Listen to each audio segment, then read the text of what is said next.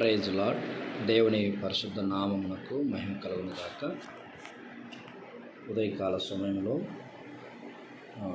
యేసు వైపు చూస్తూ అనే ఆధ్యాత్మికమైన కార్యక్రమమునకు స్వాగతం, సుస్వాగతం. ప్రియులారా, నా పేరు పల్లె యాకోబు.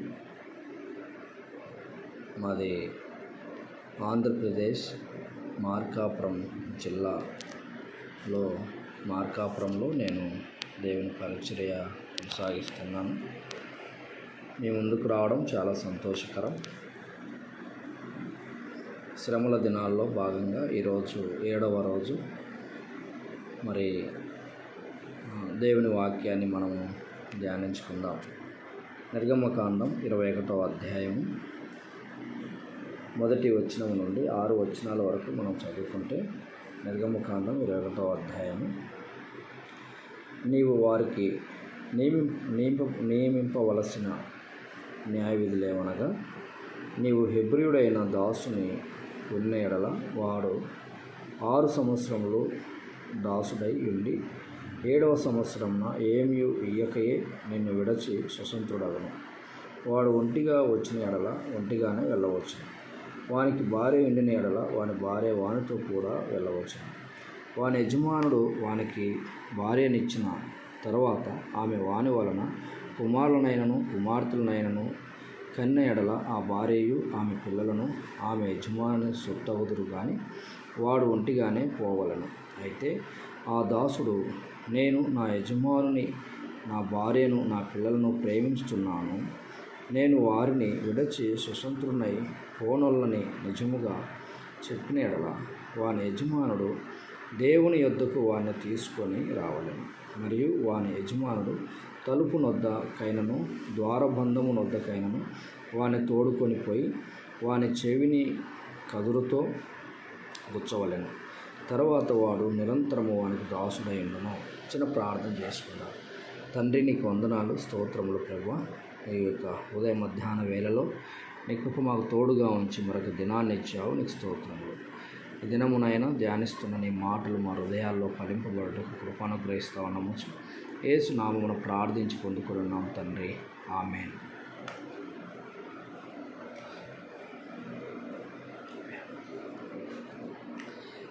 ప్రియులారా, మనం చదువుకున్న వాక్య భాగంలో ఏముంది, ఏంటి ముఖ్యంగా మనం తెలుసుకోవాల్సింది అంటే, 5వ వచనము 6వ వచనంలో మనం చూస్తే, అయితే ఆ దాసుడు, నేను నా యజమానుని, నా భార్యను, నా పిల్లలను ప్రేమించుచున్నాను, నేను వారిని విడిచి స్వతంత్రునై పోనొల్లని నిజముగా చెప్పిన ఎడల వాని యజమానుడు దేవుని యొద్దకు వాని తీసుకొని పోవలెను. మరియు వాని యజమానుడు తలుపు నొద్దకైనను ద్వారబంధము నొద్దకైనను వాని తోడుకొని పోయి వాని చెవి కదురుతో గుచ్చవలెను. తర్వాత వాడు నిరంతరము వారికి దాసుడై ఉండును. నిర్గమకాండంలో పాత నిబంధన కాలపు పద్ధతి, ఆచార ప్రకారంగా మనం చూస్తే, దాసుడు యజమానునికి నిరంతరము దాసునిగా ఉండాలి అని అంటే ఒక నిబంధన ఉందండి. అదేంటి అని అంటే, ఆ యొక్క దాసుని తీసుకొని ద్వారబంధం దగ్గరికి, తలుపు దగ్గరికి తీసుకువెళ్ళి తన చెవుకు కొస రంధ్రము వేయాలి. ఈ రంధ్రము ఎవరికైతే వేయబడుతుందో వారు ఒక్కరికి మాత్రమే యజమాని కింద పని చేయాలి. ఒక్కరికి మాత్రమే దాసునిగా ఉంటాడు. ఇంకా నిరంతరము అతను దాసునిగానే ఉండిపోవాలి. ఇది నియమం, నిబంధన. ఇది పాత నిబంధన యొక్క రూల్స్. అలా ఉంటే ఇంకా మరొకరికి దాసులుగా ఉండటానికి వీల్లేదు. ఈనాడు కూడా మనం చూస్తూ ఉంటాం, అక్కడక్కడ మరి పశువులు మేపే వారి దగ్గర ఇలాంటివి కనపడుతూ ఉంటాయి. మా పశువులు, మా బర్రెలు, లేకపోతే మా ఆవులు, మా మేకలు, మా గొర్రెలు అని తెలుసుకోవటానికి కొందరు మరి చెవుకు రంధ్రం వేస్తారు. రంధ్రం వేయడం వల్ల అవి వారి అనేది అర్థమవుతుంది. అలాగనే ఒక దాసుడు యజమానుని కింద పర్మనెంట్గా ఉండాలి అని అంటే ఆ విధంగా వేయాలి. అయితే కొత్త నిబంధన దగ్గరికి వచ్చేసరికి యేసుక్రీస్తు మనకు ఇచ్చినటువంటి ఒక గొప్ప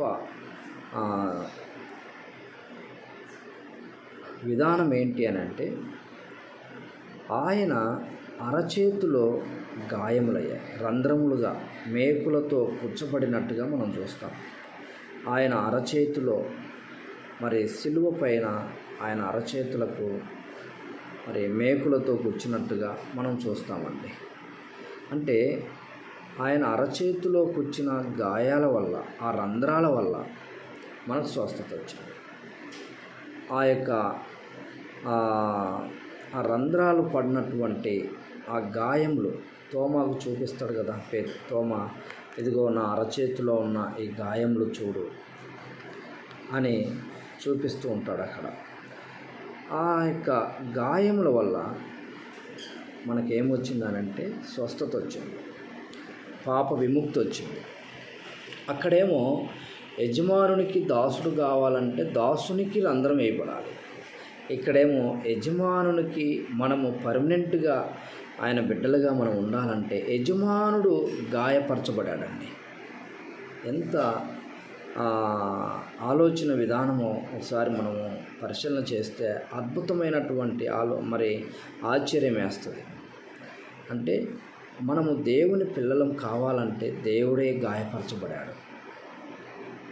మనం దేవుని సొత్తు కావాలి అని అంటే దేవుడే మన కొరకు గాయపరచబడినట్టుగా మనం చూస్తున్నాం. ఆయన గాయాల వల్ల నీకు స్వస్థత, విముక్తి, పాప క్షమాపణ ఇవన్నీ కలిగాయి. అందును బట్టి దేవునికి కృతజ్ఞతలు, స్తుతులు మనం చెల్లించాలి. ఆయనే మనుషునిగా ఈ లోకానికి వచ్చి ఆయన గాయపరచబడాడు. ఆ గాయముల వల్ల ఈరోజు నీకు, నాకు, మనందరికీ స్వస్థత వచ్చింది.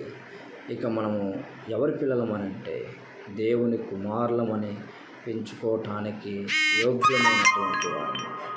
మనము దేవుని కుమారులము, మనము బానిసలం కాదు, మనము మరి స్వతంత్రులము. దేవుడిచ్చినటువంటి గొప్ప ఆధిక్యత, గొప్ప అవకాశం కనుక శ్రమల దినాలలో మనం నేర్చుకోవాల్సింది ఏంటంటే, ఆనాడు ఒక దాసి యజమానునికి పర్మనెంట్గా ఉండాలి అని అంటే దాసుని చెవుకు రంధ్రం వేయబడుతుంది. ఈరోజు యేసుక్రీస్తు ద్వారా మనము మరి నిరంతరము దేవుని బిడ్డలుగా మనం ఉండాలి అని అంటే యేసుక్రీస్తు ప్రభువారు ఈ లోకానికి దాసునిగా వచ్చాడనే మాట మనం చూస్తాం. ఆయన దాసుని స్వరూపమును ధరించి అనే మాట మనం వింటాం. అందుకనే దాసునిగా వచ్చాడు గనక ఆయన గాయపరచబడాడు. ఆయన చేతులకు మ్రేకులు కూర్చబడాయి, ఆయన కాళ్ళకు మ్రేకులు కూర్చబడాయి, ఆయన తలకు కిరీటము పెట్టబడింది. ఆయనకు మరి శరీరం అంతా కూడా నాగటి సాలలు ఏ విధంగా అయితే దున్నబడాయో అలా దున్నబడి మరి మనందరి కొరకు ఆయన సిలువలో ప్రాణం విడిచినట్టుగా మనం చూస్తున్నాం. ప్రియులారా, అయితే ఈరోజు దేవుని బిడ్డగానే ఉండటానికి ఇష్టపడుతున్నావా? ఆయన పొందిన గాయములను జ్ఞాపకం చేసుకో. ఆయన నీ కొరకు భరించిన ఆ బాధను జ్ఞాపకం చేసుకొని ఆయన బిడ్డగా, నిజమైన కుమారునిగా, కుమార్తెగా, దేవుని పిల్లలుగా ఆత్మీయంగా ఎదగాలని ప్రభు ఇష్టపడుతున్నాడు. దేవుడి మాటలు దీవించి ఆశీర్వదించును గాక. ఆమేన్, ఆమేన్, ఆమేన్.